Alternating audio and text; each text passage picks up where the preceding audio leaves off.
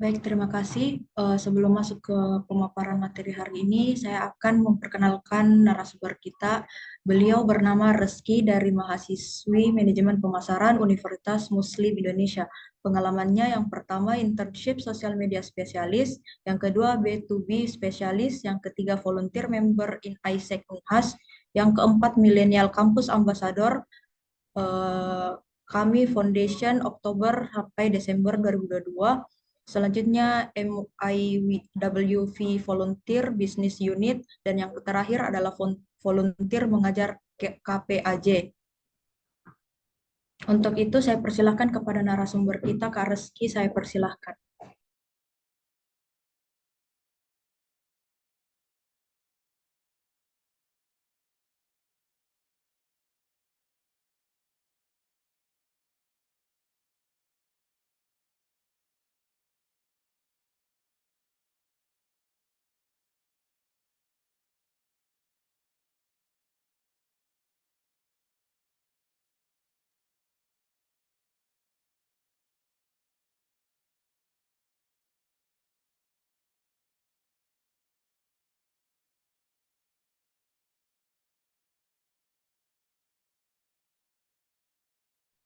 Baik, halo semuanya. Selamat pagi Bapak, Ibu, serta teman-teman yang telah join pada pagi hari ini. Nah, terima kasih kepada Mbak Radifa telah mempersilahkan saya untuk membawa materi pada pagi hari ini. Jadi, materi pada pagi hari ini yaitu membangun toko kuliner berkelas di Shopee Food, dari branding hingga penjualan. Nah, oke, mungkin sebelum memulai materinya, saya ingin sharing-sharing dulu sama eh, hadirin yang ada di sini. Sebelumnya udah tahu Shopee Food itu apa?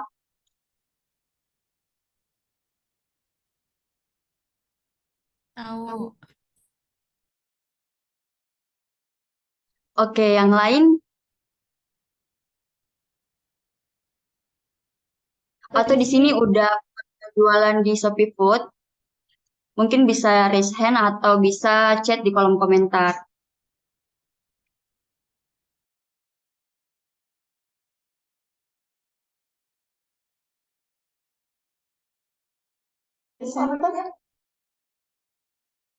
Oke, mungkin belum ada yang pernah jualan di Shopee Food. Nah, mungkin materi pagi kali ini itu cocok banget buat teman-teman yang nanti ingin berjualan atau berbisnis di Shopee Food. Oke, dari Tasya biasanya memesan. Oke. Nah, mungkin ke depannya jangan cuma memesan saja, nanti kita akan belajar bagaimana cara untuk membuka bisnis di Shopee Food. Oke, next.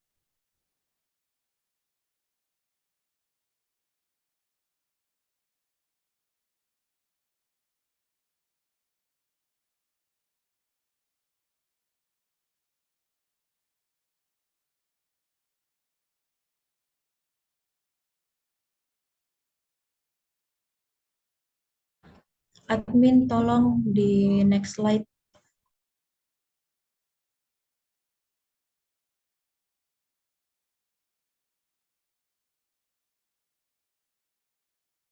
Nah, oke. Seperti yang kita tahu, Shopee Food itu adalah bagian dari aplikasi Shopee. Shopee Food itu adalah fitur di aplikasi Shopee yang menawarkan layanan pesan antar makanan sesuai dengan permintaan pengguna. Nah, teman-teman itu bisa menemukan Shopee Food pada halaman utama di aplikasi Shopee dengan memilih ikon Shopee Food.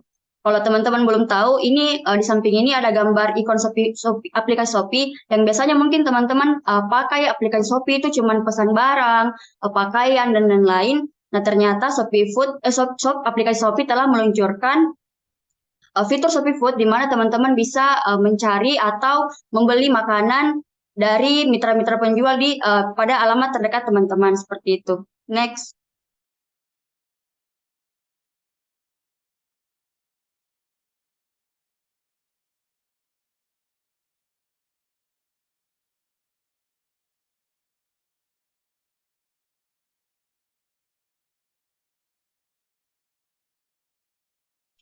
Oke, ini uh, logo Shopee Food yang bisa teman-teman temukan di aplikasi Shopee.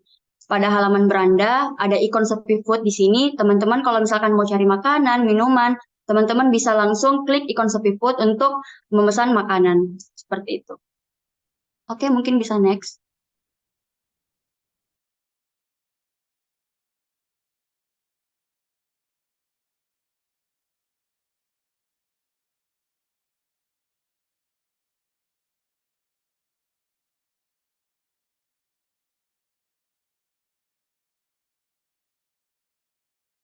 Nah, kalau teman-teman bilang, kenapa pada pagi hari ini saya ambilnya Shopee Food, kenapa bukan GrabFood, kenapa bukan GoFood, dan lain-lain. Mungkin dari pengalaman saya sendiri, sekarang itu Shopee Food itu lebih banyak menawarkan promo dibandingkan aplikasi-aplikasi lainnya.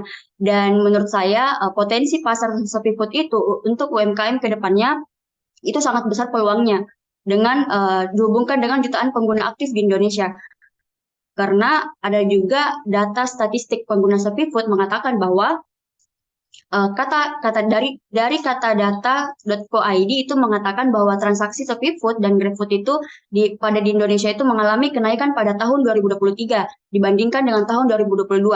Sementara pemesanan melalui GoFood menunjukkan penurunan. Jadi mungkin untuk Shopee Food ke depannya itu akan mengalami kenaikan signifikan dibandingkan aplikasi-aplikasi lainnya. Terus ada juga data yang menunjukkan dari industri konten co.id mengatakan bahwa Shopee Food itu merupakan menjadi pilihan favorit pengguna di penghujung tahun 2024. Nah, data yang ketiga menunjukkan bahwa Shopee itu menempati posisi pertama sebagai marketplace dengan pengunjung terbanyak sepanjang 2024, yaitu sebanyak 2,3 miliar kunjungan. Jadi, Shopee Food itu adalah layanan pesan antar makanan yang diluncurkan oleh Shopee pada tahun 2021. Shopee Food itu menjadi saingan baru bagi GrabFood dan GoFood yang telah lebih dulu berdiri sejak 2016 dan 2015.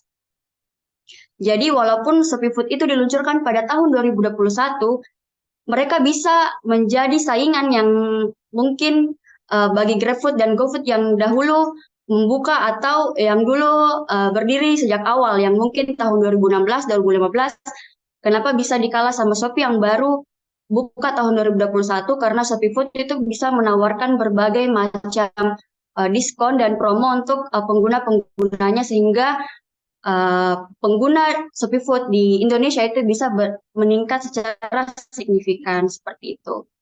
Oke, mungkin bisa next.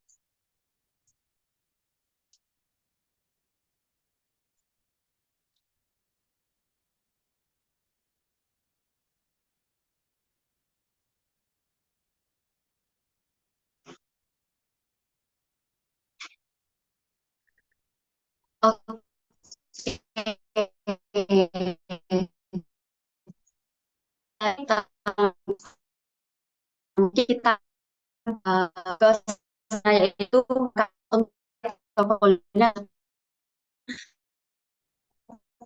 sisi apa toko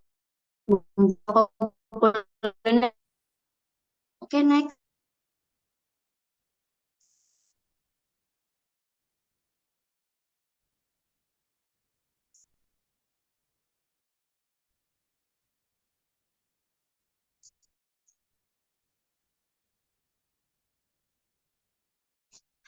Oke.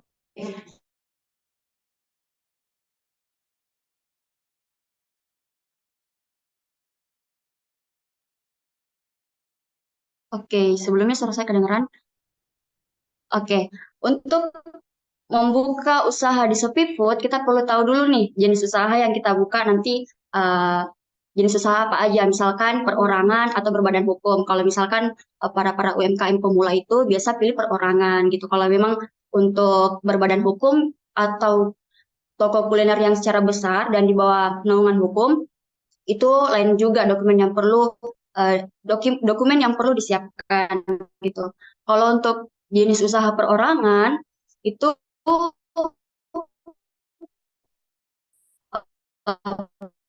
UMP atau NPD untuk Shopee Food dan restoran nanti akan dikenakan PB1 sama foto buku tabungan gitu. Kalau misalkan pilih jenis usaha yang berbadan hukum, itu dokumen yang kita perlukan ada KTP, ada SIUP, ada NPWP, ada TDP atau NIB, Terus ada surat keterangan domisili juga jika berlokasi di luar Jakarta. Diperlukan juga akte pendiriannya, harus ada NPWPD-nya, ada juga foto buku tabungannya seperti itu. Nah, mungkin untuk contoh selanjutnya yang saya berikan itu hanya jenis usaha perorangan, mengingat ini untuk calon-calon sukses UMKM nanti ke depannya. Jadi kita ambil saja yang contoh jenis usaha perorangan seperti itu. Next.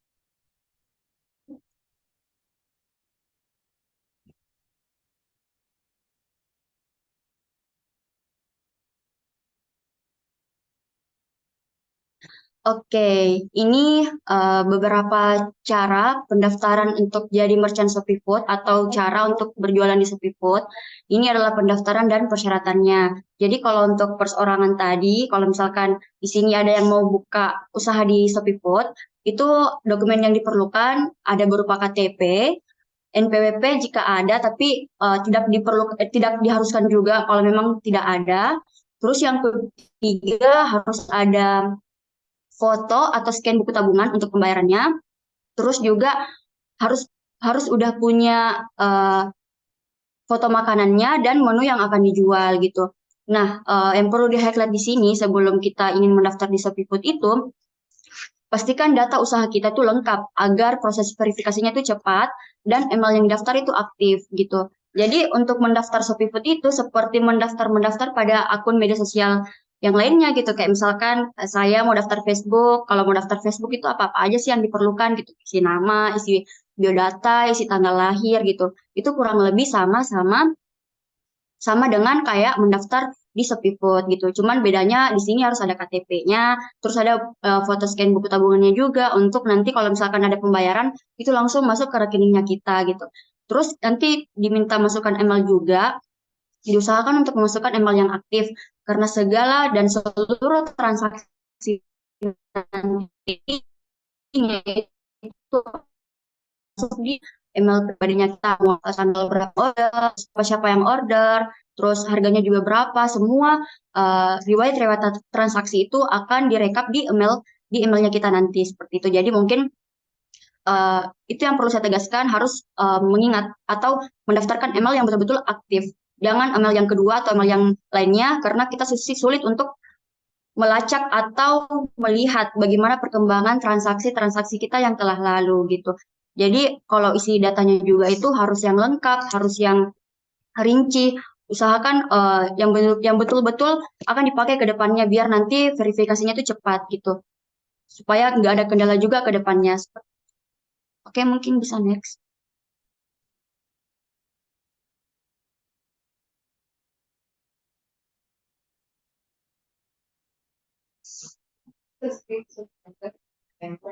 Oke, cara mendaftarkan makanan kalian atau bagaimana sih cara saya misalkan mau menjual di Shopee Food. Nah, langkah yang pertama itu teman-teman bisa download aplikasi Shopee Partner. Kalau misalkan teman-teman di sini pengguna iOS bisa buka App Store-nya terus langsung cari Shopee Partner. Kalau misalkan teman-teman pengguna Android bisa langsung buka Play Store-nya terus cari uh, aplikasi Shopee Partner. Kalau udah ada aplikasinya, pada poin nomor satu itu, kalau udah ada aplikasinya, nanti teman-teman bisa langsung buat akun baru gitu. Seperti yang saya katakan tadi, mendaftar pada aplikasi ini tuh kayak mendaftar di sosial media lainnya gitu, kayak mendaftar Facebook, kayak mendaftar Instagram, bisa masukin biodata dan nanti diarahkan dari aplikasinya. Nah, nomor kedua itu kita mulai aktivasi, kita mulai melengkapi apa yang diminta oleh aplikasi tersebut gitu, mulai dari KTP, mulai dari biodata pribadi dan lain-lain. Terus yang ketiga, si Shopee Partner ini minta kita untuk lengkapi data diri sesuai kartu identitas. Jadi nanti kita foto KTP, terus juga nanti ada verifikasi wajah. Jadi usahakan kalau foto KTP-nya itu yang jelas, nggak miring-miring, jadi pastikan untuk posisinya itu di tengah-tengah dan terlihat jelas, nggak kegelapan, nggak keterangan, supaya nggak ditolak oleh pihak Shopee partnernya. Terus yang keempat, lakukan verifikasi wajah. Jadi usahakan wajahnya itu cahayanya memadai, terus juga tidak tertutupi oleh rambut kah atau gimana-gimana, jadi pastikan untuk memastikan cahayanya itu bisa diterima oleh si aplikasi Shopee Partnernya biar nggak ada kendala saat melakukan verifikasi wajah.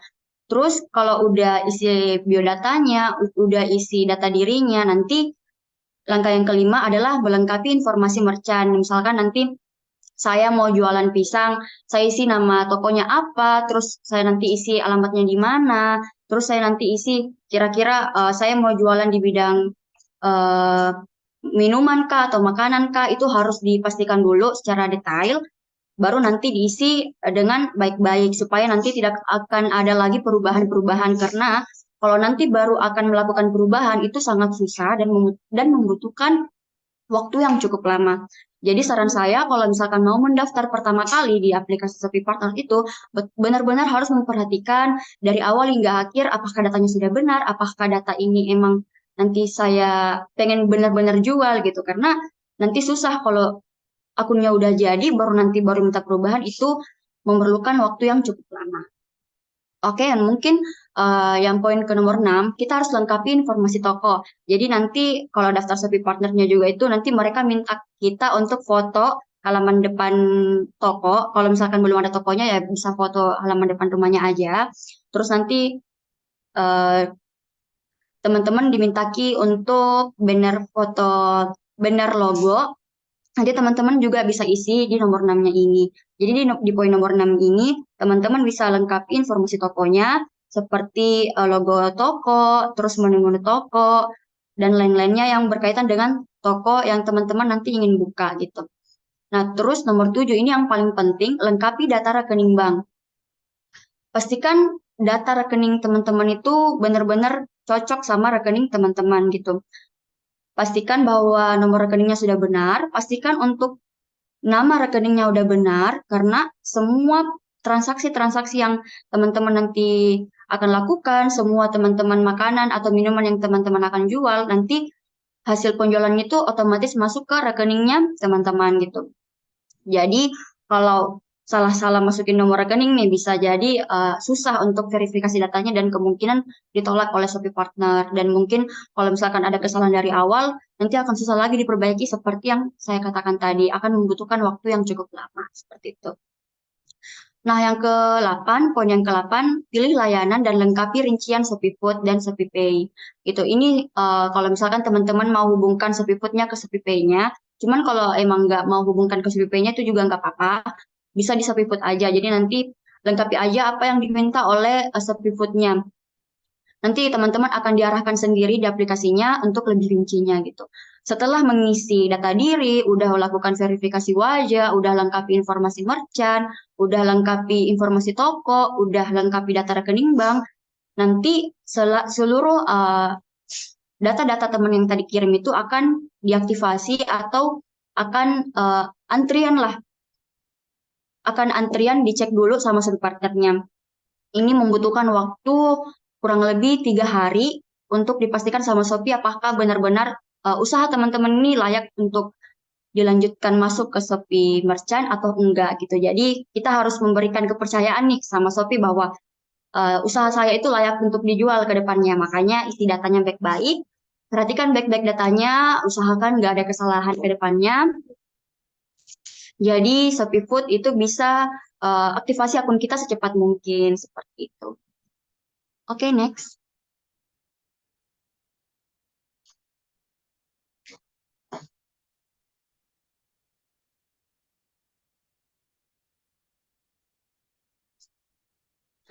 Oke, ini mungkin kurang lebih sama seperti tadi, cuman ini dalam bentuk teksnya aja.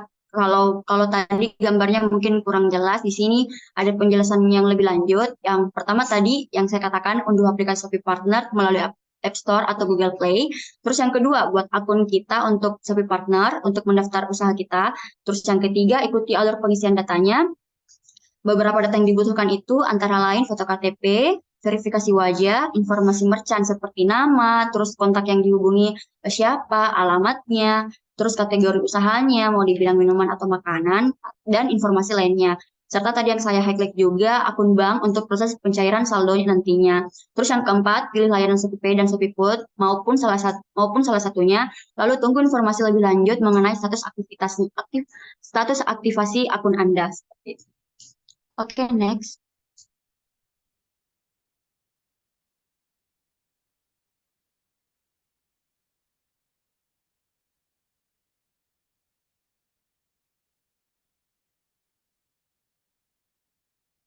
Oke, tadi dari awal sampai tadi kita udah membahas bagaimana cara untuk membuka usaha di bidang kuliner di ShopeeFood. Kalau nanti status aktivasinya udah berhasil selama 3 hari, baru nih kita baru fokus untuk menyusun menu berkelas itu caranya gimana. Kan toko kita udah ada nih. Terus gimana sih strategi kita untuk menyusun menu yang berkelas gitu. Saya ada beberapa tips untuk menyusun menu yang berkelas pada jualan teman-teman di aplikasi ShopeeFood nantinya, yaitu yang pertama kita harus cocokkan dulu nih dengan target pasar kita. Kita bisa pilih menu makanan yang populer di era sekarang, yang mungkin populer di era layanan pesan antar gitu, seperti minuman segar, makanan ringan, atau mungkin hidangan cepat saji gitu. Kalau target pasar itu kan kalau di layanan pesan antar itu yang laku itu kayak minuman segar gitu kan. Biasa orang mager untuk keluar rumah, makanya orang cari alternatif lain untuk memesan minuman itu lewat ShopeeFood gitu. Biasanya juga orang kalau hujan-hujan lapar mau ngemil-ngemil, makanya mereka lebih mau memesan makanan lewat aplikasi online daripada keluar rumah untuk mencari makanan gitu. Biasa juga orang-orang mager masak di rumah, jadi makanya mereka lebih memilih untuk membeli makanan dari aplikasi online seperti itu. Jadi mungkin kita harus cocokkan dulu nih. Dari 3 masalah itu kita bisa tentukan dulu dari kemampuannya kita. Misalkan, oh saya cocoknya di bagian makanan ringan deh karena saya mungkin udah ada usaha offline di rumah. Saya suka masak-masak makanan ringan atau cemilan-cemilan dan mungkin cocok untuk saya jualkan di ShopeeFood gitu. Jadi mungkin teman-teman bisa cocokkan dulu dengan target pasar di ShopeeFood seperti itu. Terus yang kedua, teman-teman harus punya keunikan produk. Pastikan produk teman-teman itu memiliki nilai tambah seperti rasa yang khas, kemasan yang menarik, atau inovasi menu. Jadi sebelum teman-teman menjual di aplikasi ShopeeFood itu, teman-teman kan dihadapi dengan banyak banget pilihan makanan nih. Apalagi kalau dihadapkan dengan pembeli-pembeli itu biasanya agak picky kalau soal makanan. Ini kan soal di lidah ya. Jangankan teman pasir saja ketika ingin membeli makanan di ShopeeFood itu pasti lama scroll-scrollnya. Karena saya lama memikirkan kayak makanan apa kira-kira yang cocok di sama lidahku, makanan apa nih yang kira-kira enak saya makan jam-jam segini gitu. Nah makanya di antara banyaknya pilihan menu tersebut, pastikan kita punya ciri khas sendiri. Kalaupun kita toko baru, tidak ada pirating sama sekali. Kita mainnya di desain visualnya ShopeeFood gitu. Orang-orang kan biasa ragu beli kalau misalkan belum ada rating sama sekali gitu. Tapi teman-teman juga bisa tertarik kalau misalkan scroll ShopeeFood terus desainnya itu menarik atau estetik. Mungkin kalau anak-anak zaman sekarang itu biasa mendengar kata-kata seperti itu. Biasa kalau ibu atau bapak itu sebelum membeli makanan yang mungkin mungkin bapak dan ibu itu belum pernah coba sama sekali, pasti hal yang paling pertama Ibu perhatikan yaitu foto atau gambar makanan tersebut. Kira-kira makanannya ini enak jika aku makan, kira-kira makanannya ini sesuai jika sama apa yang kulihat gitu. Jadi kesan yang pertama karena kita belum bisa memberikan rating yang ada, kita belum bisa memberikan kepercayaan sama calon-calon pembeli kita melalui rating kita mainnya di gambar makanan atau di desain visual makanan gitu. Kalau orang-orang lihat pertama kali Momoyo itu warna merah. Walaupun pertama kali kita belum coba Momoyo, tapi kita lihat desainnya mungkin itu sangat menarik nih. Jadi kita itu tertarik untuk mencoba makanannya seperti itu. Terus di bagian inovasi menunya itu atau seperti rasa yang khasnya itu kita ambil seperti Kaku Food. Kaku Food itu punya kalau orang Makassar bilang lomboknya itu masih pas sekali guys. Masih pas sekali guys. Walaupun banyak penjual kerupuk pangsit di luar sana, banyak penjual bakso goreng di luar sana, itu nggak ada duanya sama lomboknya Kaku Food. Kaku Food itu pertahankan terus rasa khasnya. Paku Food itu pertahankan terus rasa lomboknya. Makanya orang-orang setiap mau makan gorengan atau hujan-hujan, deh rinduku lomboknya Paku Food begitu. Jadi kita harus punya ikatan atau punya rasa yang khas untuk mengingatkan ke calon-calon pembeli kita nantinya. Jadi kan kita toko baru, kita harus membuat first impression yang bagus. Mulai dari mungkin di desain visualnya gitu. Mulai dari desain visualnya, gambarnya yang mantap, terus bisa memiliki rasa yang khas nantinya. Entah itu mungkin kalau ke food Lomboknya kita mungkin sesuaikan lah sama nanti apa yang kita jual. Kalau dalam minuman mungkin kita bisa optimalkan rasa manisnya yang pas, terus rasa manisnya yang mungkin khas susu, atau mungkin di makanan ringannya kita khas di bagian kematangannya, atau dan lain-lainnya gitu. Terus di bagian kemasan menariknya, kita juga bisa ambil dari Kaku Food lagi, karena saya pecinta Kaku Food. Terus di bagian kemasan menariknya itu, kita ambil dari Kaku Food, dia tuh kemasannya menarik sekali dibandingkan kemasan-kemasan yang lainnya. Kemasan Kaku Food itu pakai warna merah secara terus-menerus, terus memang dia sangat up to date lah kemasannya gitu. Jadi bisa menarik hati konsumen gitu. Walaupun mungkin saya pembeli pertama, tapi ketika saya melihat Kaku Food pertama kali mulai dari kemasannya, terus inovasi menunya, pasti saya sangat tertarik untuk mencoba Kaku Food karena ada ciri khas sendiri, ada kemasan yang menarik yang saya lihat seperti itu. Nah, mungkin di bagian ketiga, cara menyusun menu yang berkelas ada kualitas konsisten. Kita bisa menjaga kualitas rasa kita dan kita bisa menjaga kebersihan kita untuk mendapatkan ulasan positif. Jadi, mungkin ketika kita nanti membuka usaha, misalkan saya mau jualan pisang gitu, kita harus menjaga konsistennya gitu. Misalkan hari ini saya mau pakai tiramisu yang baru gitu. Usahakan nanti kalau bikin atau ada orderan yang masuk lagi, nanti kita bikin orderannya lagi. Kita harus pastikan nih bahwa tingkat kematangan yang saya bikin itu sama yang kemarin, terus tingkat takaran rasanya itu sama dengan yang kemarin, sehingga itu bisa meminimalisir kesalahan atau kerusakan soal kepercayaannya nanti orang lain ke kita soal rasanya gitu. Jadi mungkin kita bisa menakar atau bisa mencatat lah di buku soal komposisi-komposisi apa aja yang dilakukan atau bagaimana apa-apa aja bahan atau kalau misalkan kita mau membuat sesuatu. Jadi kita harus konsisten sama dengan kualitas rasanya nanti, mulai dari ke tingkat kematangannya kah, atau soal rasanya kah. Jadi nanti kita akan mendapatkan ulasan positif bagi pembeli kita nantinya. Jadi nanti selain menjaga kualitas konsistennya juga, kita harus menjaga kebersihannya juga, seperti itu. Oke, mungkin bisa next.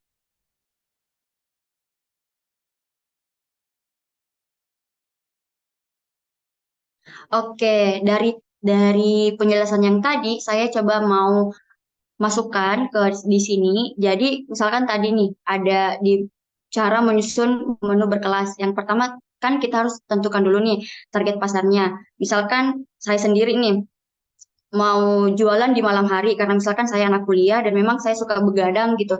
Sembari mengerjakan tugas, saya coba-coba deh buka usaha di malam hari gitu. Apa sih kira-kira yang orang-orang cari kalau malam hari gitu? Oke, saya pikir cocoknya mungkin makanan ringan dan minuman gitu. Dan kebetulan saya pernah juga buka jualan di Shopee Food. Saya memang dulunya suka yang seperti yang saya katakan tadi, saya sembari belajar tengah malam, saya juga mau cari income lebih. Makanya saya berniat untuk menjual atau membuka usaha di Shopee Food. Saya cocokkan sama aktivitas saya. Misalkan nih, saya kan suka begadang di malam hari. Kira-kira apa sih orang-orang yang mereka cari kalau malam hari gitu, makanan apa gitu. Saya mencoba untuk membuka minuman, sama saya juga mencoba untuk membuka makanan ringan. Seperti yang kemarin saya buat itu ada jualan pisang. Kalau orang-orang sekarang kenalnya namanya pisang kembung gitu. Nah, jadi saya bikin dulu nih nama usahanya apa. Nama usaha saya kemarin itu namanya Bed Co.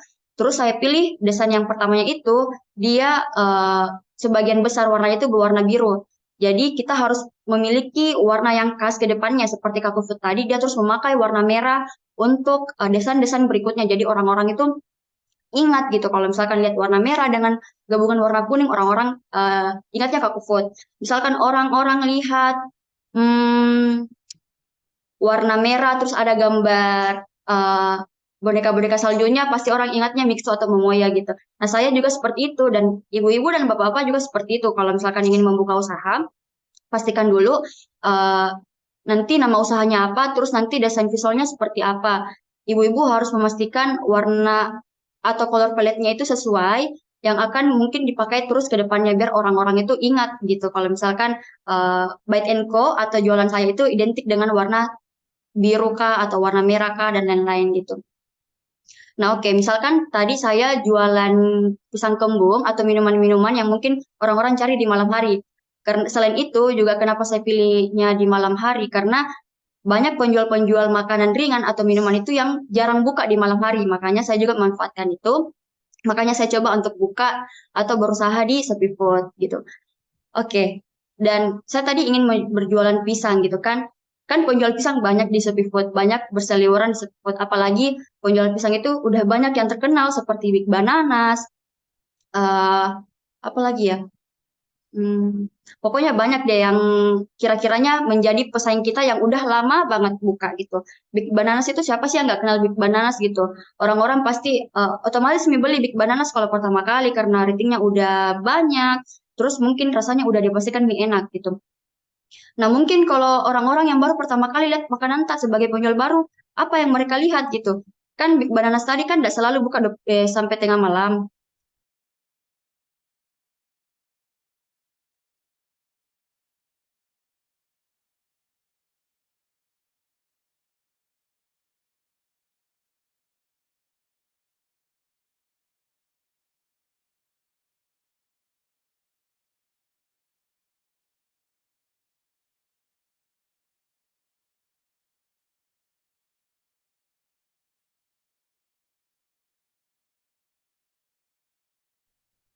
Admin, tolong.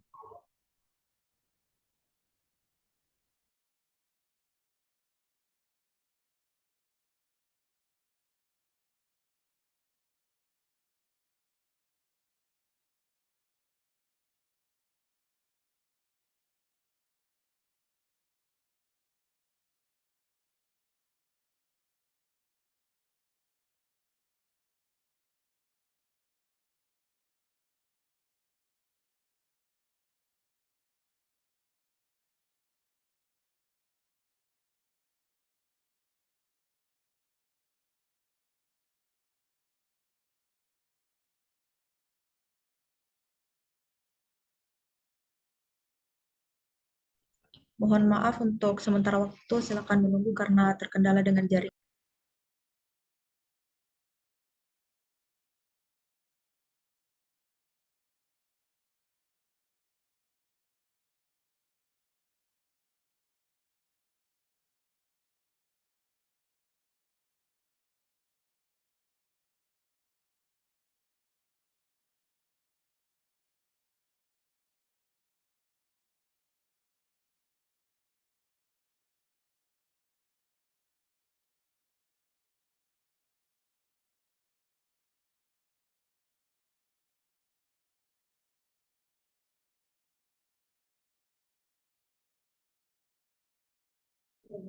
Mungkin Kak Reski bisa dilanjut.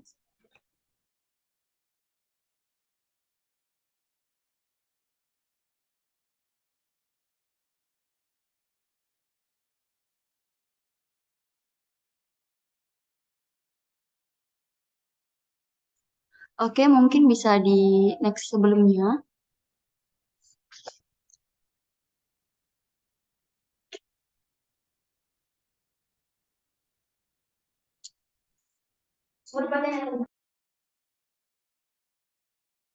Oke, di mana Mi tadi? Oke, jadi saya tadi ambil kasus atau mungkin gambaran-gambaran kasarnya mungkin kali ya. Kalau misalkan teman-teman mau menyusun menu yang berkelas, tadi pastikan dulu target pasarnya apa. Kalau misalkan teman-teman mau buka di malam hari, pastikan itu menjual yang orang-orang cari kalau malam hari. Misalkan yang lagi hype kalau malam-malam itu nasi kuning begadang. Biasa orang buka malam hari atau pagi hari gitu. Terus keunikan produknya juga. Jadi kalau misalkan teman-teman mau jualan nasi kuning atau dan lain-lainnya itu kayak misalkan nasi kuning, kita harus punya keunikan tersendiri karena banyak penjual nasi kuning yang berseliweran di Shopee Food gitu. Jadi pastikan kalau misalkan teman-teman mau jualan nasi kuning contohnya, itu pastikan tingkat kematangannya pas, terus rasa lauk-lauknya itu juga uh, harus dipastikan dulu bahwa ini sudah layak dijual apa tidak, seperti itu. Terus yang ketiga, kita harus pertahankan kualitas konsistennya. Kita harus selalu menakar sesuai banyaknya makanan yang akan diproduksi, supaya kita bisa memastikan kualitas rasanya, dan saat proses produksinya tadi, kita harus memakai sarung tangan plastik untuk menjaga kebersihan, agar bisa mendapatkan ulasan positif, begitu. Jadi kalau misalkan makanan tak sampai di orang dengan bersih, tidak tak bene-bene lomboknya kah, atau bagaimana, itu pasti akan mendapat respon positif sama orang yang beli gitu. Pasti dia bilang, iya tahu bersih makanannya, ia tahu apa walaupun dia toko baru, dia bisa memberikan ke saya kesan pertama kali yang positif karena makanannya bersih, plastiknya bersih, dan biasa kita tuh makan di restoran itu biasa ada mie rambunya jatuh, atau ada milah hewan-hewan yang jatuh di makanannya atau minumannya gitu. Jadi itu hal-hal yang harus kita hindari karena ini toko pertama kali dan kita itu toko secara online. Jadi pastikan saat proses produksi itu yang pertama pakai sarung tangan plastik. Yang kedua kalau misalkan kita tidak berhijab atau bagaimana, kita harus ikat rambut kita saat proses produksi biar kita bisa antisipasi rambut tak jatuh di makanan kita. Terus kita juga bisa antisipasi kotoran-kotoran yang lain itu masuk di makanan apa enggak. Kita kan juga udah mau kirim makanannya ke konsumen, kita harus pastikan baik-baik bahwa makanan tak ini tidak ada ternodai sama sekali sama hal-hal seperti tadi yang ada mie rambut lah atau ada mie hewan jatuh dan lain-lainnya gitu, supaya kita bisa memberikan kepercayaan sama konsumen baru kita. Dan kalau konsumen kita percaya, pasti mereka akan melakukan repeat order kembali seperti itu. Oke, mungkin bisa next.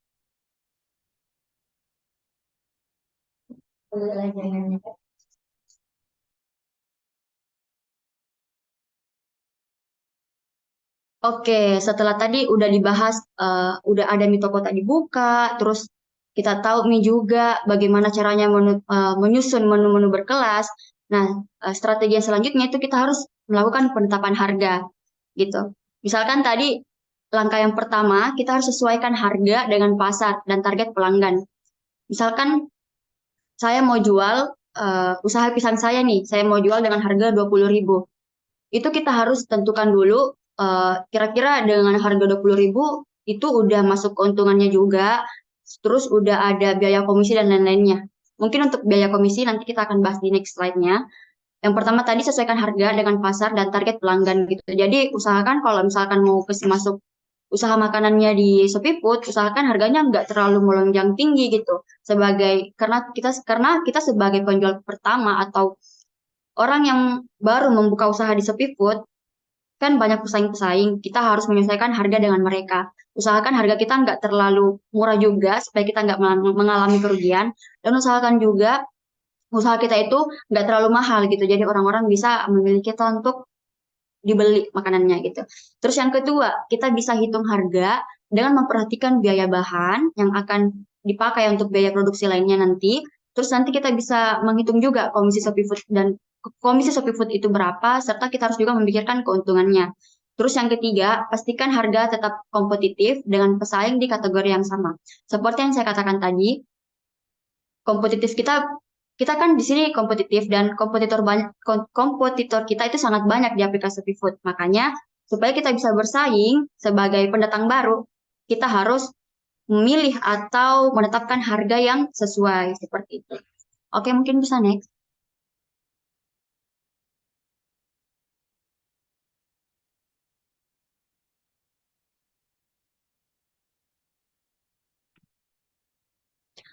Oke, setelah tadi udah memperhitungkan nih kira-kira saya mau jualan dengan harga segini. Nah, ternyata kalau usaha kita masuk di Shopee Food itu ada biaya komisi yang diperlukan dan ada biaya lainnya yang nanti kita akan berikan ke Shopee Food. Pada langkah pertama tadi, ketika kita mendaftar di Shopee Food, itu nggak dipungut biaya sama sekali, alias gratis sama sekali. Tapi ternyata selama kita berjualan di Shopee Food, nanti Shopee Food ambil komisi dari situ. Ternyata Shopee Food itu mengenakan komisi untuk setiap pesanan yang telah berhasil kita jual. biasanya Shopee Food itu mengambil komisi kita berkisar antara 20% hingga 30% dari harga produk. Jadi makanya ketika kita membeli sebagai konsumen-konsumen di sini, terutama tadi ada siapa namanya yang biasa beli di Shopee Food, Tasya ya?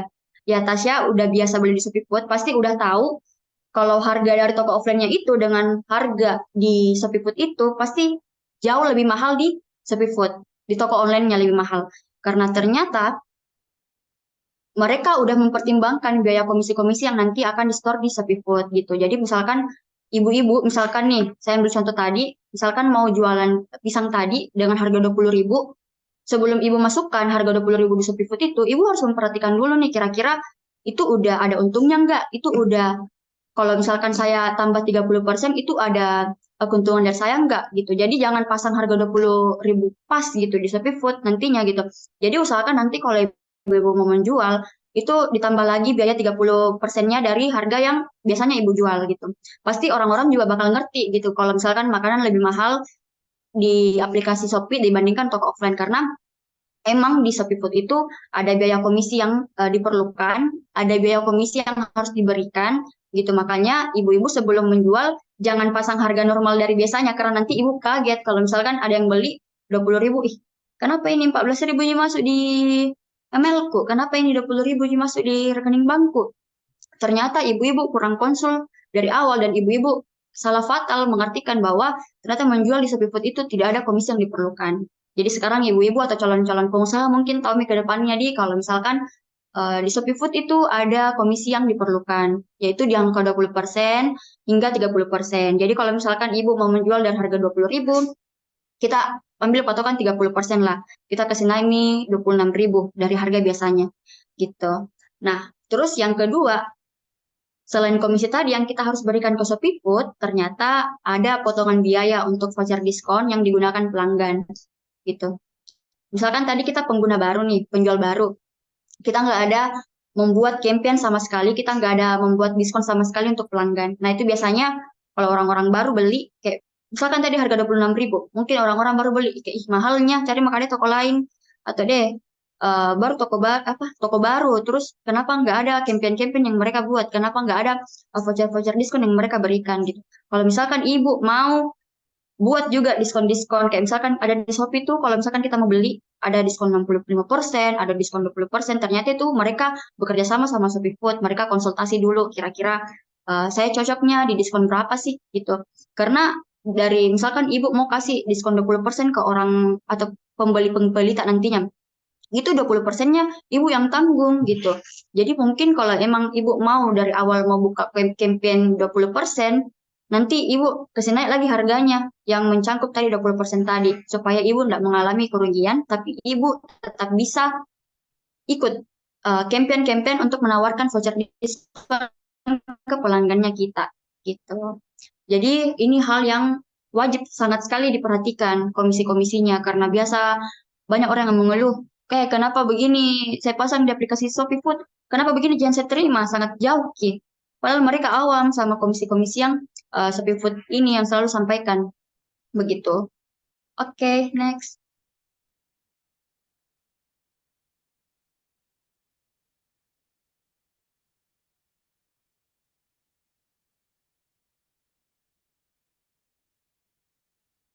Oke, setelah tadi kita telah memikirkan nih komisi dan biayanya. Jadi kita udah ada nih harga yang pas. Kayak misalkan saya tadi, oh iya, harga 27.000 itu udah ada nih komisi untuk Shopee-nya. Harga 27.000 itu tadi juga udah ada nih biaya untuk saya campaignkan voucher diskonku sama orang-orang. Jadi pelangganku bisa klaim 20% lah di tokoku gitu. Nah, setelah tadi ada nih perkiraan komisi dan biaya untuk menuta, sekarang kita beralih ke strategi yang menarik untuk pelanggan gitu. Nah, yang pertama kita bisa lakukan itu dengan menawarkan diskon dan voucher. Seperti yang saya katakan tadi, kita bisa manfaatkan fitur promosi Shopee Food untuk menarik pelanggan. Terus yang kedua, foto makanan yang menarik. Karena kita merupakan usaha yang baru muncul dan belum ada ulasan sama sekali, kita bisa hipnotis lah ceritanya calon pembeli-pembeli tak untuk menggunakan gambar yang berkualitas. Kalau ketika kita menggunakan gambar yang berkualitas tinggi, pasti orang-orang percaya sama kita. waktu awal-awal melihat toko kita. Gitu. Kalau orang-orang scroll, terus dia lihat kalau orang Makassar bilang gambar ki itu foto produknya gitu, pasti orang-orang kayak tertarik ki untuk coba gitu, untuk beli makanan tak seperti itu. Terus yang ketiga, harus punya deskripsi jelas. Jadi tambahkan deskripsi produk atau produk makanan yang detail dan menarik. Mungkin untuk deskripsi jelasnya itu ada di next slide-nya. Tapi tips dari saya untuk strategi yang menarik untuk pelanggan, yang pertama itu bangun ikatan dengan customer. Kita harus berikan mereka memori yang akan mereka ingat pada pembelian pertama. Jadi saya waktu awal membuka usaha di Shopee Food itu, waktu penjualan awal saya tulis sticky note di atas makanannya itu kayak, halo Kak, ini Kakak pelanggan pertamaku, nah tolong bantu saya rating makananku dan lain-lain. Terus langkah yang kedua saya lakukan itu, saya coba kasih free gratis minuman. Kayak misalkan mereka cuma beli makanan, saya coba kasih mereka free minuman gitu. Jadi kita bisa bangun ikatan dengan customer. Jadi customer itu ada memori yang mereka ingat pada pembelian pertama kita. Ada first impression yang bagus kita bangun antara kita dan pelanggan kita gitu. Jadi walaupun kita pertama kali terjun ke dunia Shopee Food, orang-orang bisa mungkin percaya sama kita karena kita memberikan layanan-layanan yang prima seperti itu. Oke, next.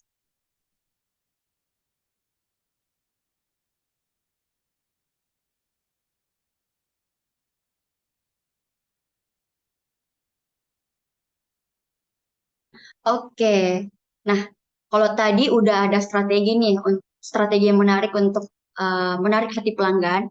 Yang ke slide selanjutnya kita akan membahas tentang profil penjualan gitu. Jadi sebelum menarik pelanggan-pelanggannya juga, kita harus maksimalkan profil penjualan kita.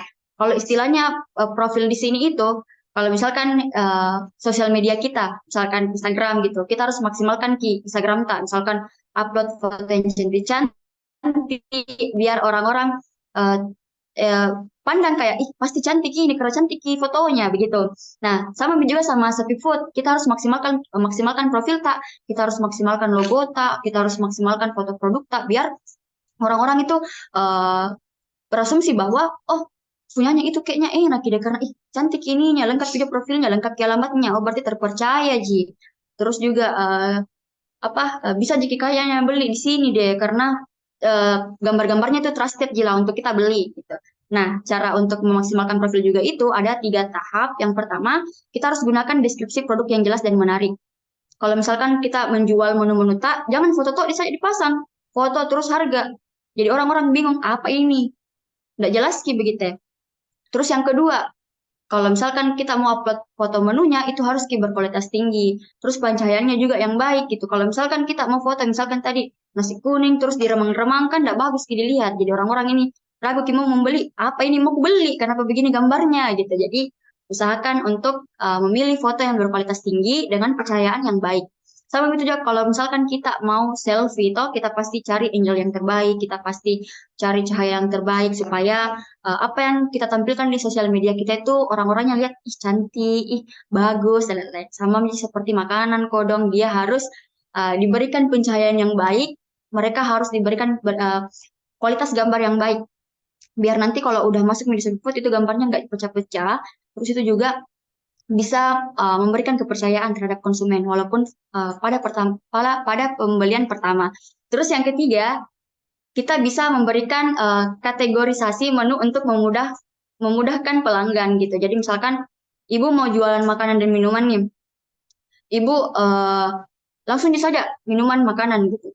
Misalkan green tea, teh tea, nasi kuning dan lain-lain. Itu harus kategorikan kalau misalkan makanan sub satunya, terus makanan di bawahnya makanan ada apa aja gitu, nasi kuning, nasi goreng. Terus kalau misalkan minuman di kategori lain juga, misalkan kategori minuman ada green tea, ada matcha dan lain. Jadi cantik orang lihat. Jadi orang-orang itu mudah kalau mau memilih. Oke, seperti itu. Oke, mungkin bisa next.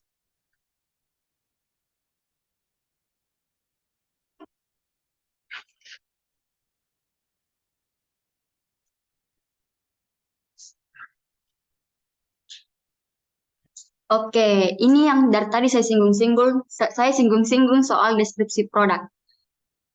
Di gambar A ini ada deskripsi yang mereka lampirkan gitu. Sebelumnya saya mau tanya di sini ada yang tahu apa itu nasgil? Hmm? Ada yang tahu apa itu nasgil? Ayo coba di kolom komentar atau bisa raise hand. Kalau saya sendiri baru dengar nasgil ini apa gitu. Ada yang tahu apa itu nasgil? Nasi gila.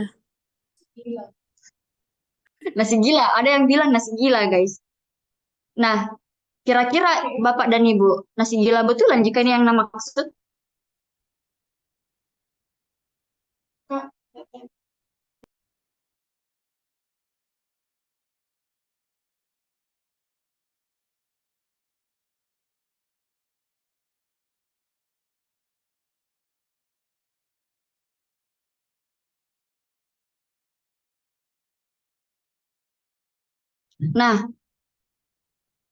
Nah, tadi ada teman-teman atau ibu-ibu yang bilang nasi gila itu nasi gila gitu.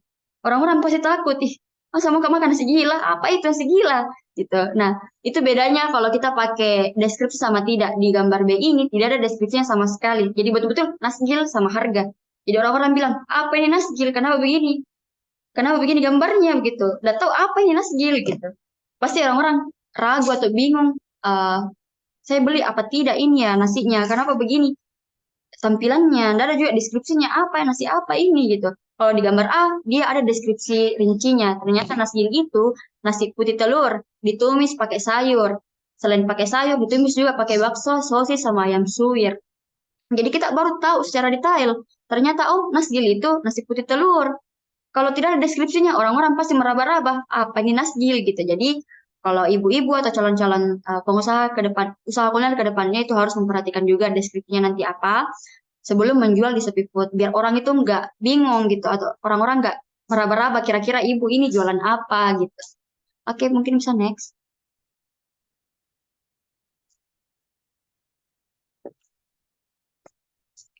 Oke, setelah tadi udah ada menu yang berkelasnya, udah ada hmm, deskripsi produknya, pokoknya menunya udah mantep lah.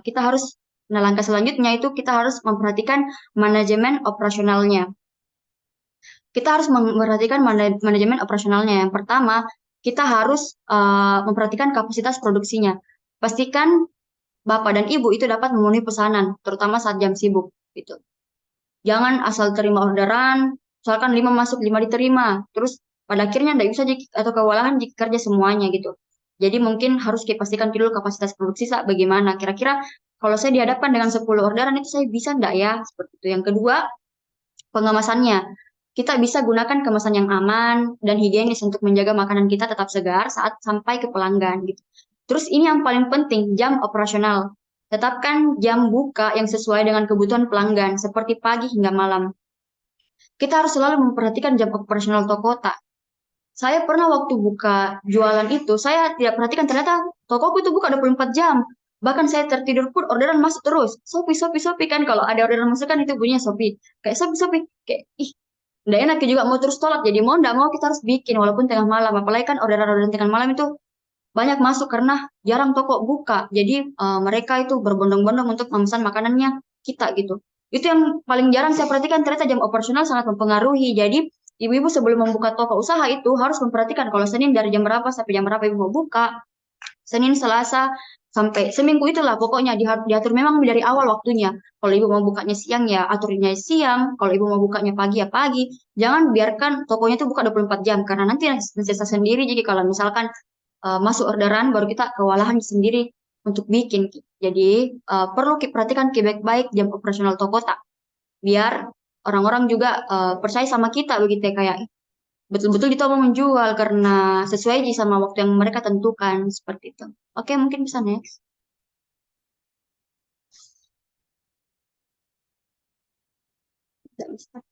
Oke, selanjutnya yaitu bangun citra toko. Jadi kita bisa buat nama usaha yang profesional dan mudah diingat sama orang-orang. Terus kita bisa juga gunakan logo dan foto produk yang berkualitas tinggi. Terus kalau bisa kita bisa ceritakan kisah atau di balik bisnis kita gitu. Kayak misalkan ada yang pernah jualan namanya Night Owl Snack. Pas saya tanya, kenapa namanya Night Owl Snack? Karena mereka memang jualnya di malam hari. Burung-burung hantu kan identik sama malam hari. itu ada kisah di balik itu. Jadi kalau misalkan lebih bagus kalau ada kisah di balik usaha tak gitu. Nah, tips dari saya untuk membangun citra toko yang seperti saya katakan tadi, kita harus konsisten dalam warnanya, kita harus konsisten dalam temanya, dan kita harus konsisten dalam gaya promosinya gitu. Oke, mungkin bisa next.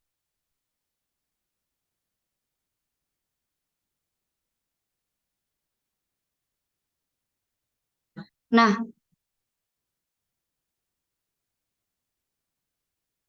nah, saya selanjutnya yaitu mengenai bagaimana cara meningkatkan kepuasan pelanggan. Kita udah ada toko, kita udah ada pelanggan, terus bagaimana cara tak kita beri kepuasan sama pelanggan tak? Nah, yang pertama, respon cepat pada pesanan dan keluhan. Kalau misalkan pesanan tak habis, habis Ki, misalkan varian ini, kita bisa langsung cepat chat mereka, Kak, maaf, varian ininya habis, bla bla bla gitu. Pokoknya kalau ada keluhan yang masuk, kita harus respon dengan cepat supaya mereka itu merasa masalahnya teratasi. Terus yang kedua, kita harus menjaga kualitas rasanya, terus juga kita harus menjaga penyajiannya. Usahakan untuk bersih, usahakan kualitas rasanya itu sudah pas seperti awal-awal yang kita buat. Terus yang ketiga, jika terjadi kendala, komunikasikan secara langsung dengan pelanggan melalui fitur chat pribadi. Kayak misalkan tadi, kalau ada kendala antara kalau misalkan stoknya habis kah atau dan lain-lain kah, kita harus chat pribadi sama pembelinya, kita meminta maaf terdahulu, terus menjelaskan bahwa stok kita habis dan lain-lain seperti itu. Nah, tipsnya itu dari saya atau notes dari saya itu, kita jangan sekali-sekali abaikan ulasan dari pelanggan. Kita bisa tanggapi mereka dengan ramah dan memberikan mereka solusi gitu. Oke, mungkin bisa next.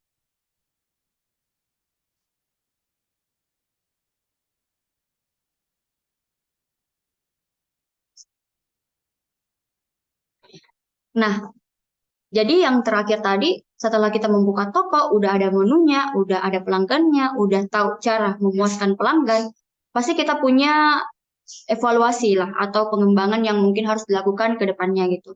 Nah, yang pertama, kita bisa memperhatikan ulasan dan kita bisa memperhatikan rating pelanggan untuk meningkatkan kualitas produk dan layanan kita. Misalkan ada yang komen, Kak, mohon maaf Kak, kenapa agak gosong ke ini gitu. Jadi kita bisa, oh memang tuh tadi kalau misalkan terlalu lama saya goreng ternyata itu gosong Ki dan memang customerku tidak suka gitu. Jadi dari rating dan dari ulasan tersebut kita bisa meningkatkan kualitas produk kita ke depannya gitu. Misalkan juga lambat dibalas chat, ada yang komen, Kak, kenapa kurang responsif gitu. Kita harus tanggapi dengan ramah dan kita harus menjadikannya pelajaran untuk meningkatkan layanan kita ke depannya. Terus yang kedua, kita bisa gunakan data pesanan untuk menganalisis menu yang paling laku dan strategi promosi yang efektif. Jadi, misalkan ada 4 menu makanan yang kita jual, kita harus punya buku transaksinya. Jadi dari situ kita bisa analisis nih, kira-kira menu yang mana yang paling laku. Nah, dari situ kita bisa membuat strategi promosi yang efektif. Oke, mungkin bisa next.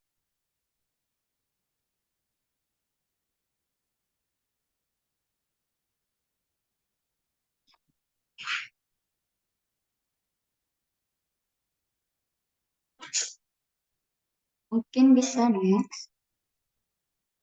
Oke, mungkin sebelum sesi tanya jawab, saya ada sedikit pesan dan kesan.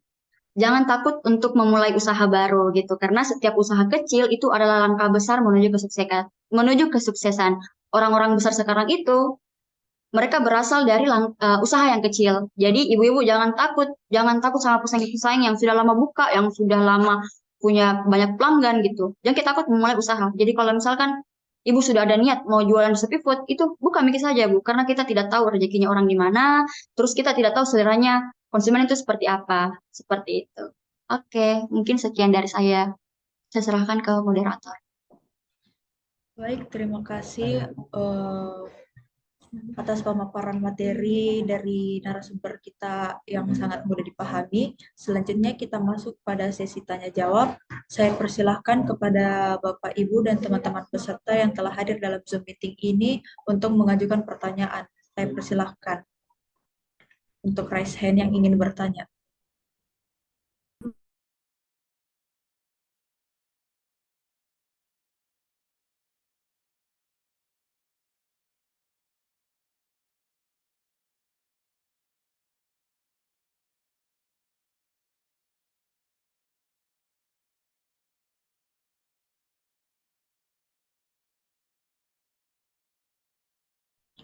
Oke, saya persilahkan kepada Nadifa Aulia untuk mengajukan pertanyaannya.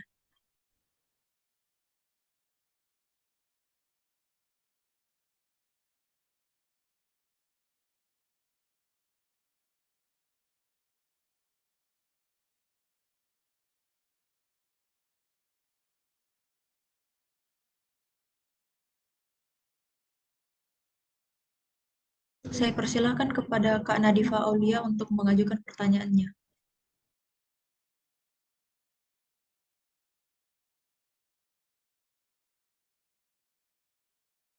Halo.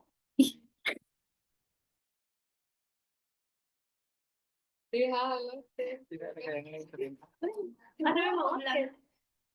baik, terima kasih. Baik, terima kasih atas kesempatannya. Tadi seperti yang telah dijelaskan oleh narasumber, menjelaskan mengenai bagaimana sih cara membangun toko kuliner berkelas di Shopee Food dari brandingan hingga penjualan. Tadi saya lihat bagaimana cara mendaftar, bagaimana strateginya. Namun yang akan saya highlight itu pertanyaannya, bagaimana sih sejauh mana pentingnya penggunaan data analitik dalam memahami preferensi konsumen di Shopee Food dan bagaimana hal ini dapat mempengaruhi strategi pemasaran serta penentuan harga, karena kan tadi ada eh, bagaimana cara untuk membrandingkan toko kuliner yang kita miliki hingga penjualannya. Baik, terima kasih. Baik, terima kasih atas pertanyaan yang telah diberikan oleh Kak Nadifa. Mungkin untuk lebih jelasnya bisa diketik ulang pertanyaannya di kolom chat Zoom meeting ini. Untuk selanjutnya saya buka pertanyaan kedua. Saya persilahkan raise hand.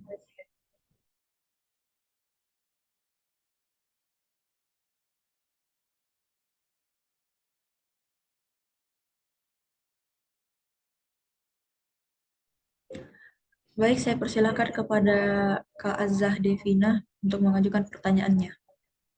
Oke, terima kasih atas kesempatannya. Jadi, mungkin saya mau bertanya, kalau di toko kuliner kan biasanya kita sebagai seller, kalau ada pesanan masuk dari customer, biasanya ada chat dari customer gitu Kak untuk request mengenai pesanannya. Nah, mungkin ada tips dari Kakak Reski bagaimana cara membalas chat dengan baik dari POV-nya seller ke pembeli. Itu saja. Terima kasih. Terima kasih atas pertanyaannya oleh Kak Azza Devina. Mungkin kami akan menampung pertanyaan-pertanyaannya, jadi bisa mengajukan pertanyaan ketiga.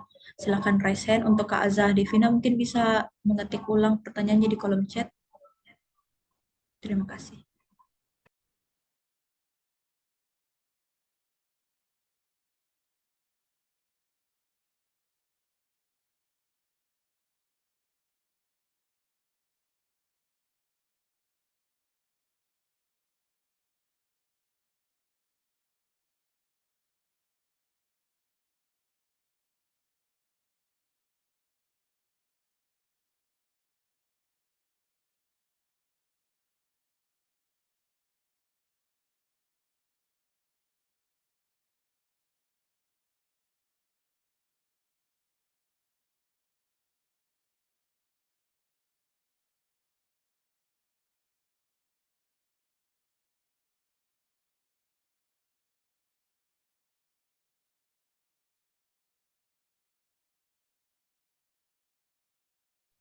Silakan teman-teman atau bapak-bapak Bapak Ibu peserta yang telah hadir untuk mengajukan pertanyaannya.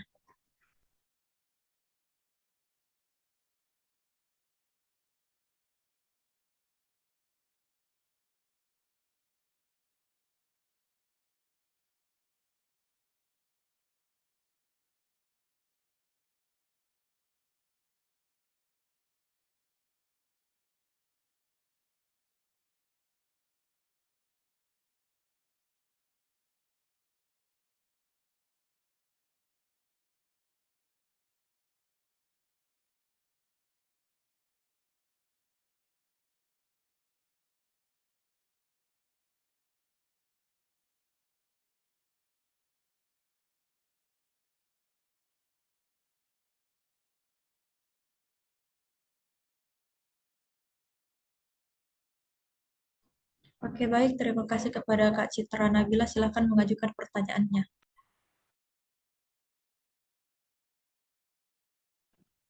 Oke, baik. Terima kasih, Kak.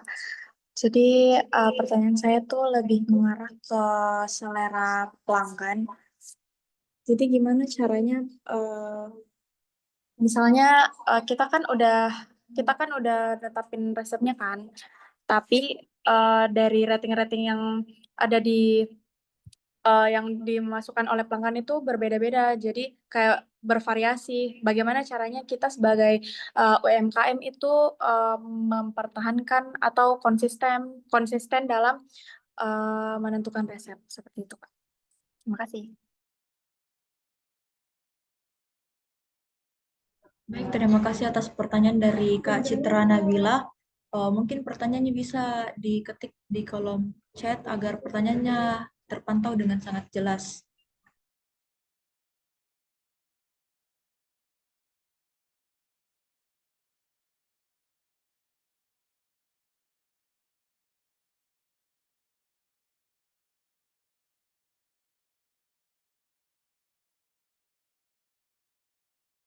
Oke, untuk Kak Reski mungkin bisa menjawab pertanyaan dari Kak Nadifa Aulia. Saya persilahkan. Oke, baik. Terima kasih. Saya ucapkan kepada Ananda Nadifa atas pertanyaannya yang sangat menarik tentang sejauh mana pentingnya penggunaan data analitik dalam memahami preferensi konsumen di Shopee Food dan bagaimana hal ini dapat mempengaruhi strategi pemasaran serta penentuan harganya gitu. Oke, pentingnya data analitik. Misalkan saya di bidang kuliner minuman, di bidang minuman gitu. Misalkan saya jualnya itu beraneka macam. Ada misalkan saraba, ada minuman dingin seperti green tea dan Thai tea gitu. Dan ternyata pas selama masa penjualan saya itu yang lebih laris atau yang lebih laku itu ternyata minuman sarabanya gitu ya. Ternyata itu yang dicari pada malam hari dan itu yang lebih orang-orang sukai dari produk jualan saya gitu. Jadi mungkin ke depannya bisa lebih dioptimalkan lagi untuk dari hasil data analitik yang didapatkan tadi itu, misalkan, oh ternyata Saraba yang lebih unggul dibandingkan produk-produk lain.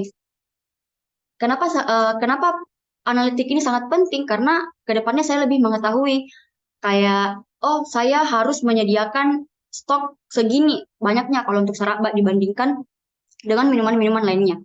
Dari data analitik tadi itu, saya kemudian tahu hal-hal apa saja yang saya butuhkan nantinya untuk penyediaan stok ke depannya gitu. Jadi saya mungkin ke depannya nggak pakai lagi stok yang lebih banyak untuk Thai tea dan green tea-nya karena takutnya nanti stoknya itu malah basi atau mungkin istilahnya kayak expired lah untuk digunakan karena kita tidak bercermin dari hasil analitik kita. Kita tidak bercermin dari hasil analitik bahwa Saraba yang lebih unggul, Saraba yang lebih maju dibandingkan minuman-minuman yang lainnya. Jadi dari situlah ketika kita punya data analitik yang benar, kita kemudian tahu selera konsumennya itu apa-apa saja, kita kemudian bisa nih fokuskan untuk Sarabanya ini. Kita kemudian bisa fokus terhadap strategi pemasaran dari Saraba ini. Kita tahu bahwa orang-orang lebih cari Saraba, oke kita majukan strateginya, kita lebih fokuskan strateginya ini. Walaupun kita tidak meninggalkan produk-produk kita yang lain, tapi kita punya fokus yang baru atau fokus yang lebih prioritas terhadap minuman kita yang unggul tadi, seperti itu. Baik, terima kasih atas jawaban yang telah diberikan oleh Kak Reski. Saya kembalikan kepada penanya oleh Kak Nadifa. Apakah jawaban sudah dipahami atau ingin ditanggapi?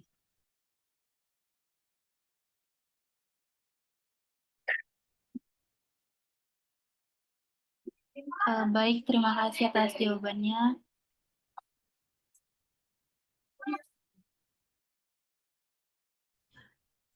Baik, terima kasih oleh Kak Nadifa. Untuk pertanyaan selanjutnya oleh Azah Devina. Seringkali ada customer yang menghubungi melalui chat sebelum melakukan pembelian. Mereka biasanya meminta request khusus untuk pesanan. Mungkin ada tips dari Kakak Reski untuk cara membalas chat dengan baik dari POV seller ke pembeli. Saya persilahkan kepada Kak Reski untuk menjawab.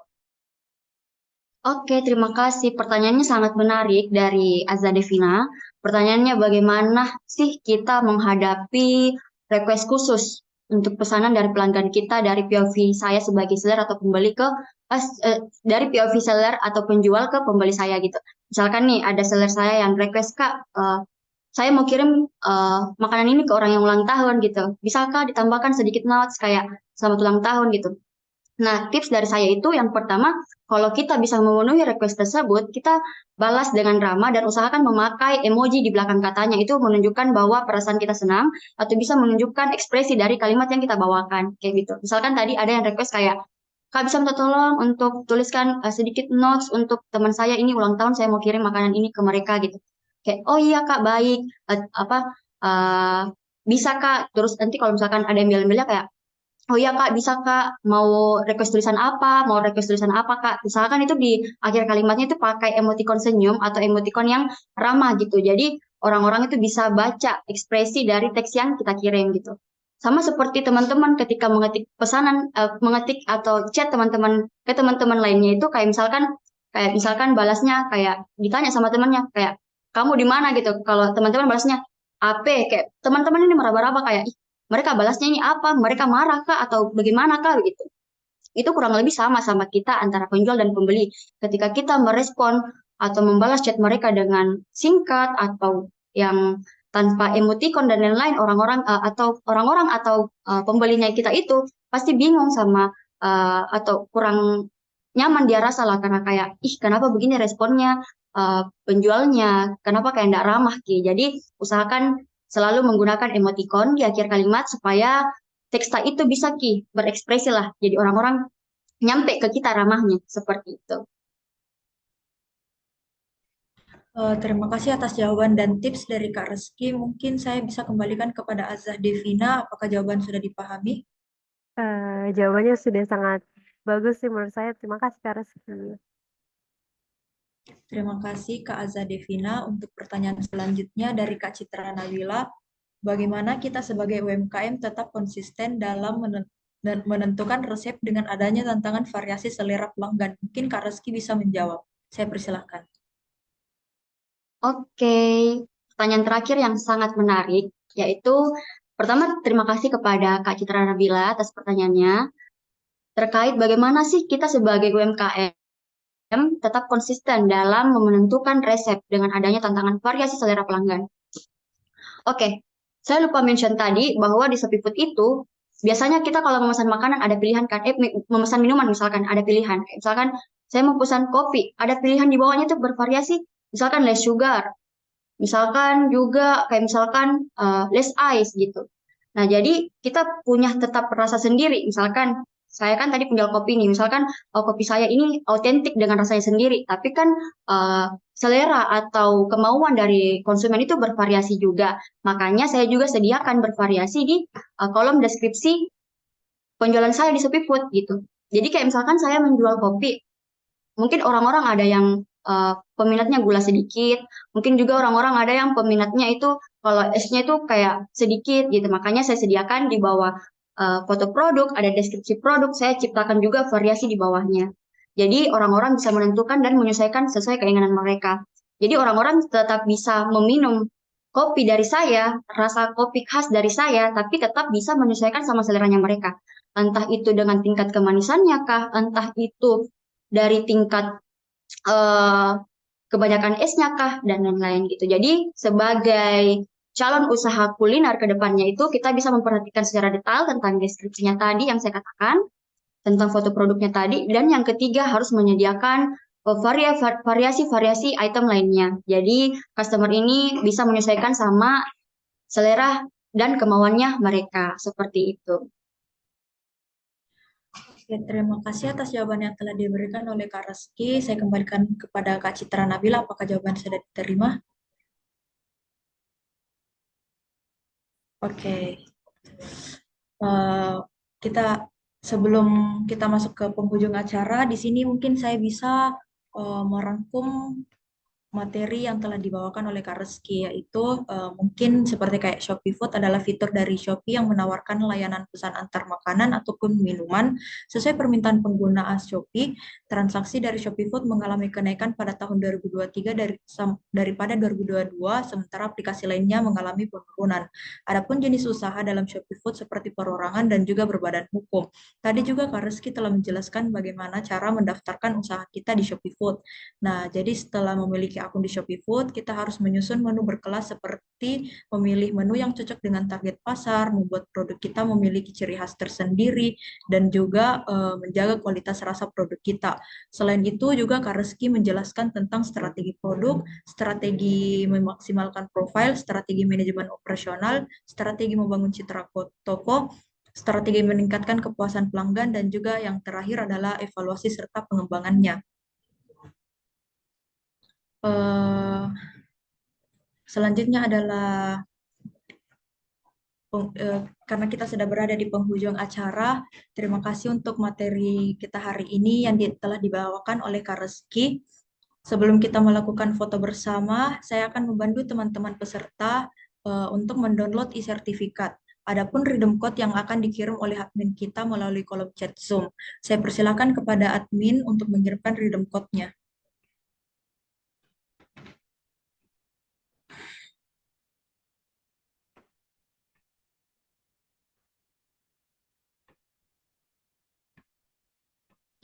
Oke, jadi redeem code kita pada pelatihan hari ini adalah toko kuliner dengan huruf kapital semuanya. Jadi sebelum yang pertama yaitu teman-teman peserta perlu login akun link UMKM-nya. Setelah itu klik titik 3 pada profil, lalu klik akses sertifikat saya, lalu masukkan redeem code yang tadi yaitu toko kuliner. Tapi sebelum memasukkan redeem code-nya terlebih dahulu, mungkin teman-teman peserta wajib mengisi survei. Setelah mengisi survei dan meredeem code, mungkin teman-teman peserta dapat mendownload sertifikat dalam bentuk PDF. Selanjutnya mungkin teman-teman peserta yang belum memfollow akun Instagram dan juga TikTok serta mensubscribe akun YouTube Rumah BUMN Makassar mungkin bisa melihat dari kolom chat Zoom meeting ini ada link yang telah diberikan oleh admin kita.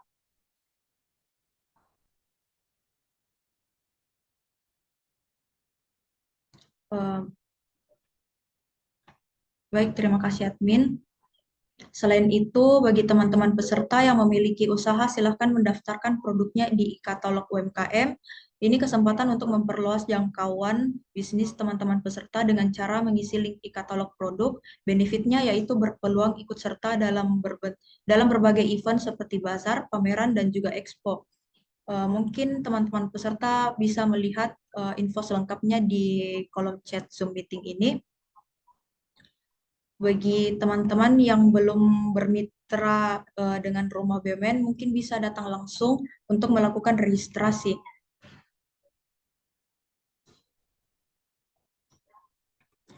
Untuk selanjutnya mungkin kita bisa melakukan sesi foto bersama untuk teman-teman peserta. Mungkin bisa mengaktifkan kameranya semuanya agar kita bisa melakukan foto bersama.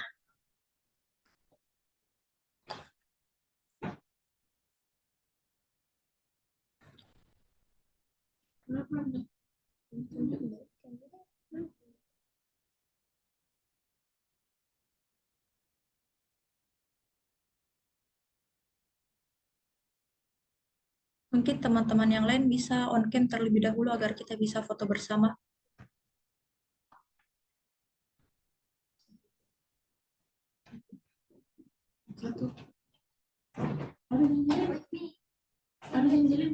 Ada.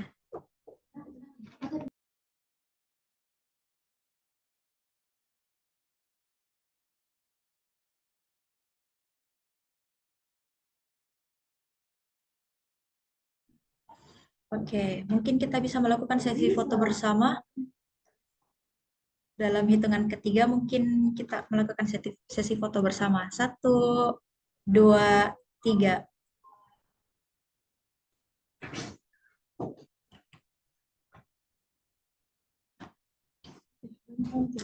Sabar. Aduh,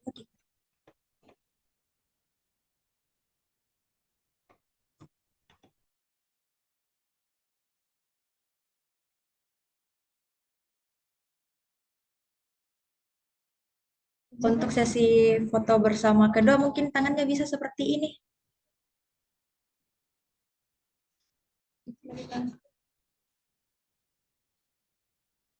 Teman-teman mungkin semuanya bisa tangannya seperti ini. Oke, baik. 1, 2, 3. Terima kasih.